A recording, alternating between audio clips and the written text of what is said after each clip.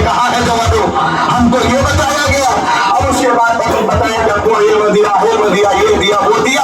अब जब मजमे ने सुन लिया तो मौला सज्जाद कहते हैं, बस सुनना आखिरी फर्ज तक की तवज्जो। इमाम फरमाते हैं कि है लोगों सुनो, तुम जिस मोहम्मद का कलमा पढ़ते हो वो मोहम्मद हम में से है।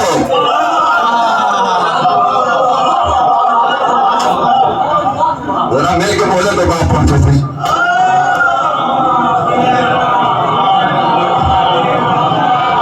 अब आप बताओ क्या कह रहे हैं? जिस मोहम्मद का तुम कलमा पढ़ते हो वो मोहम्मद हम में से।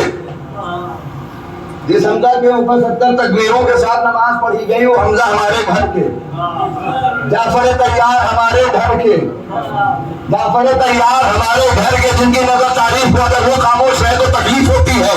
मौला सज्जाद कहते क्या है ये वो सुनो, जिसकी दौलत से इस्लाम परवान चढ़ा,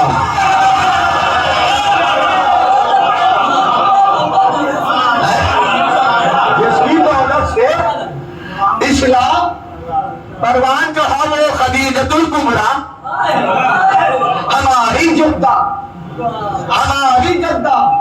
अब दुनिया के जमाने तो मत जाइए, हमारा कोई राइटर नहीं था, कोई मौलिक नहीं था, कोई मुसन्निफ नहीं था, सब इनके थे। हम इनकी किताबों से पढ़ते फिर भी नहीं मानते। बोलिए आप फिर भी नहीं मानते। आज कुछ नहीं मिला बीबी खदीजा की अजमत को कम करने के लिए। क्या कहा दुनिया ने? नबी की जितनी शरीक हयात सब बराबर। हम नहीं मानते। आप मानते हो? नहीं मानते क्यों? अब दुनिया कहती क्यों?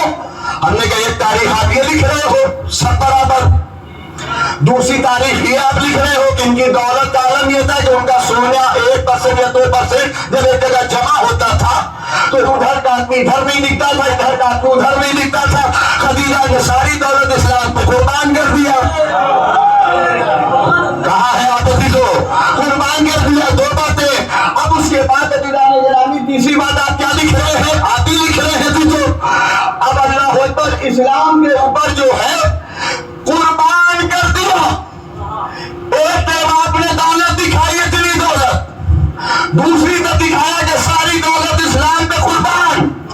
उसके बाद आपने बाद में लिखा आप ही ने कि नबी के जाने के बाद जो ये बीवियां बची इनको इस्लाम के बैतुल माल से मिलता रहा।